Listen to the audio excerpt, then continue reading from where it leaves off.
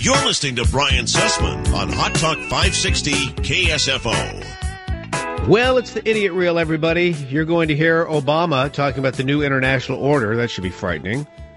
You'll hear the Travel Channel guy talking about Tea Partiers being angry white people. Bandmaster Dave Matthews talks like a leftist.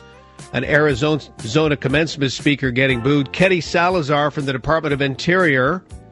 Big Jan Napolitano and Obama all talking about the Gulf oil spill. You'll hear James Carville ripping on the Obama administration for not taking advantage of a crisis.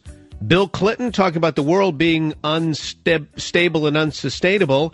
Hillary Clinton talking like a socialist, and more. Ladies and gentlemen, it's the Friday Idiot Reel.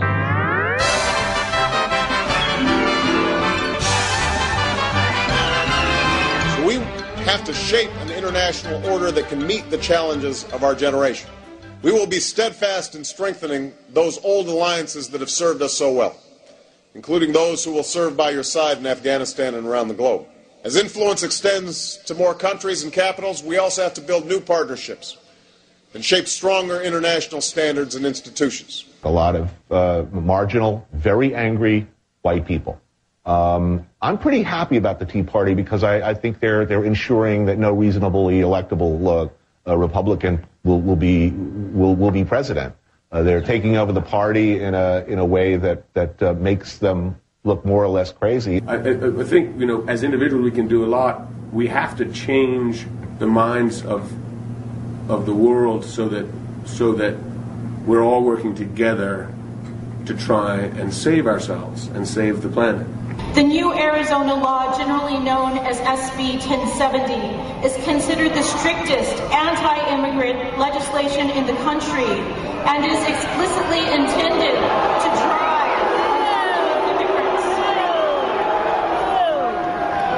From day one, President Obama has made it very clear that the United States of America will not rest. We will not rest for 1 minute until this problem gets resolved. It's not until this well is sealed and this ocean in this area is cleaned up and the claims are paid that this incident will be deemed over. Did you plug the hole yet, Daddy? I want to make it very clear. Under the law, BP is the responsible party. BP is charged with capping their leaking oil well and paying for the response and for the recovery without limitation. They will be held accountable. We will keep our boot on their neck until the job gets done. The fact that oil companies now have to go a mile underwater and then drill another 3 miles below that in order to hit oil tells us something about the direction of the oil industry. Extraction is more expensive, and it is going to be inherently more risky. And so that's part of the reason you never heard me say, drill, baby, drill. His approval rating should be up 7 points right now if he'd have come down. And I have no idea of why they didn't seize this thing. I have no idea of why their attitude was so hands-offy here. It's just unbelievable. Well, now I hope he sees it now, because this is very seldom you get something that's really good politics and really the right thing to do. Well, and that is to get involved here. There will be an official response shortly on the SESTAC issue, which I hope will answer your questions. You will get it from my administration. The world you live in, for all of its joys, has three problems not very much in evidence here today. It is too unstable, it is too unequal, and it is completely unsustainable. So that if you want your children and grandchildren to be sitting on this lawn with their own inimitable choices of funky hats, you got to deal with those three things.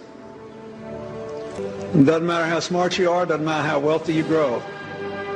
You're going to have to share that with everyone.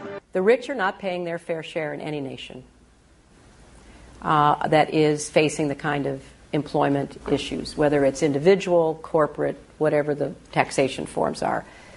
And I go back to the question about Brazil. Brazil has the highest tax to GDP rate in the Western Hemisphere. And guess what? It's growing like crazy. And the rich are getting richer, but they're pulling people out of poverty.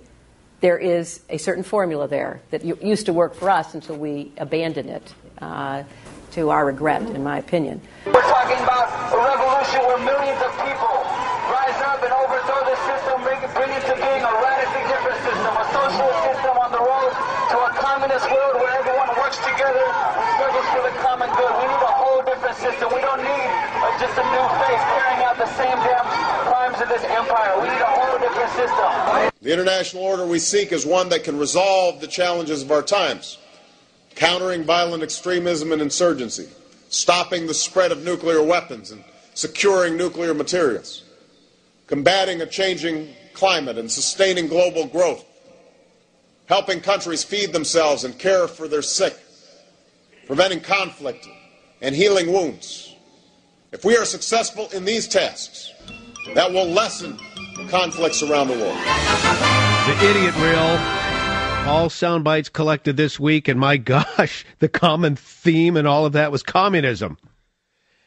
My friends, that's why I'm here, to serve you mornings between 5 and 9 on this, the number one talk station in the Bay Area. Me, Brian Sussman, you the great listener. I appreciate your listenership oh so much.